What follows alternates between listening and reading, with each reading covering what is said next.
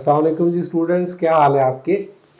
अच्छा, आज हमें वो एक जो डायलॉग है सलमान खान का वो याद आ रहा है।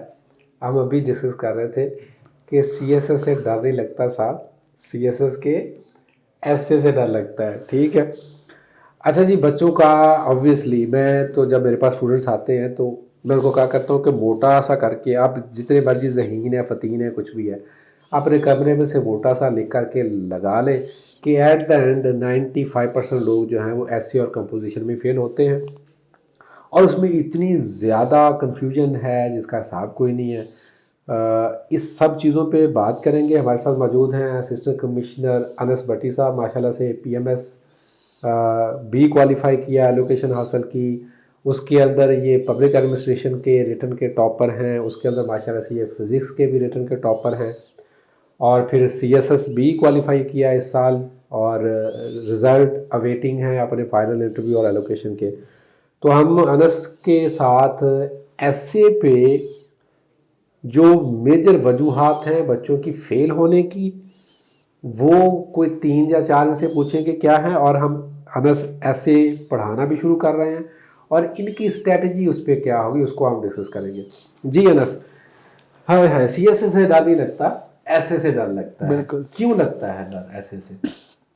सर ऐसे की सबसे बड़ी वजह डर लगने की तो फेलियर की रेशो कि 97-98% लोग ऐसे में ही फेल होते हैं, और ऐसे लोग भी फेल होते हैं जिनका लिटरेचर में बैकग्राउंड होता है। ठीक है, उसमें फिर जो मेरे नज़दीक मेरे जो 2-2.5 साल मैंने फॉलो किया ऐसे को बहुत नज़दीकी से, उसमें सिर्फ एक चीज़ जो मैंने देखा अपने और बाकियों में फ़र्क, और मेरे 2 एग्ज़ाम क्लिक हुए, उसमें ये था कि सर लिखने से आपको डर नहीं लगना चाहिए।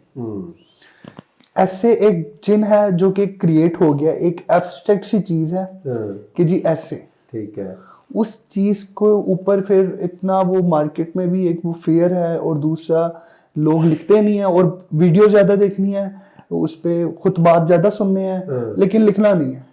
ठीक है, तो लिखने का जब डर खत्म हो जाएगा ना, तो फिर उससे बहुत फायदा होता है। अब इसमें मैं एक मिसाल दूंगा कि मैंने अभी अपना एक ऐसे लिखा हुआ दिखाया एक स्टूडेंट को, एंड ही वाज सेइंग कि सर ये तो आपने स्टैट्स क्या डाले हुए अंदर, ये फिगर्स क्या डाले हुए, मैंने नहीं बताया कि मैंने 3 जगह से ऐसे चेक करवा के पास है वो। ठीक है, वो बंदा मेरा फेल कर रहा है क्योंकि उसके नजदीक ऐसे में जो बड़ी फ्लारी लैंग्वेज होनी चाहिए, बड़े कोई bombardment of the data and stats and figures होना चाहिए, वो कुछ भी नहीं था उसमें। सादा सी जुबान में मैंने एक ऐसे लिखा हुआ था और वो 3 जगह से पास था। ठीक है, so art of writing basically, simply अगर मैं इसको कहूँ तो आर्ट ऑफ राइटिंग। अच्छा, अब आपकी जो डिस्कशन है ना उसकी मैं बाल की खाल उतारूंगा। ठीक है, आपने कहा लिटरेचर वाले लोग भी ऐसे में फेल हो जाते हैं, दिस इज ट्रू। क्यों फेल होते हैं सर? मे बी अब एग्जामिनर तो नहीं हूँ मैं, लेकिन लिटरेचर वालों के फेल होने की वजह जो मेरे नज़दीक हो सकती है कि वो बहुत ज़्यादा लिटरेरी ले जाते होंगे, क्योंकि इशू बेस्ड एसेज आते हैं ज़्यादातर सीएसएस के एग्जाम में, तो वो इशू बेस्ड ऐसे को एज एन इशू बेस्ड ऐसे ही हल करना चाहिए, तो maybe that might be the reason. ठीक है, लेकिन जो आमतौर पे जनरल एक परसेप्शन पाया जाता है ऐसे के मुताबिक वो यही है कि ऐसे बड़ी कोई तबाही चीज़ है, और उस तबाही चीज़ के लिए सारे वो थ्योरी पढ़ लेनी है, प्रैक्टिस करनी नहीं है। अच्छा, इसमें अब कुछ चीज़ें हैं जिस तरह फर्स्ट किया मैंने भी अल्हम्दुलिल्लाह सीएसएस पीएमएस, मेरी सेकंड टाइम में एलोकेशन हुई सीएसएस में, पीएमएस फर्स्ट टाइम में मेरा एग्रीगेट उस वक्त 600 मार्क्स का होता था, तो वो कुछ 2.5-3 मंथ की तैयारी से मैंने एग्ज़ाम दिया था। मेरा सब्जेक्ट कोई फेल नहीं था, मेरा ऐसे अल्हम्दुलिल्लाह मेरा भी कभी फेल नहीं हुआ, लेकिन सारे एग्ज़ाम पास करने के बाद मुझे पता चला कि थीसिस स्टेटमेंट भी कोई चीज़ होती है। ठीक है सर। तो आपकी क्या टीचिंग स्ट्रेटजी क्या होगी, मतलब आप ऐसे पढ़ाएंगे, what do you think, what kind of a difference you gonna make?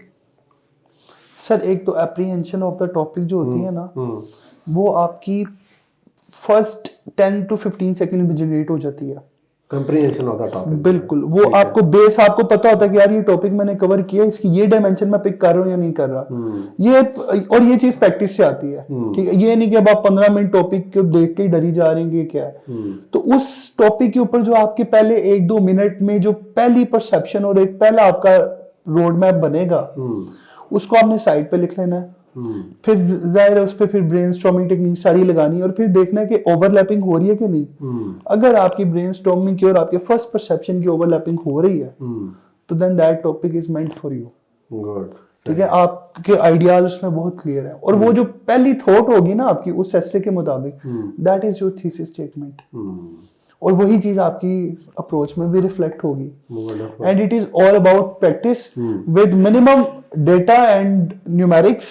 आपने ज्यादा से ज्यादा लिखना है, क्योंकि अगर आप 2200 लफ्ज लिख रहे हैं, 2200 लफ्ज में 150 वर्ड आपका स्टैट हो सकते हैं, 150 भी नहीं होंगे सर, मुश्किल से 2200 के अंदर आपके 10 स्टैट्स भी नहीं यूज होने, बाकी सारा आपने एनालिसिस करना।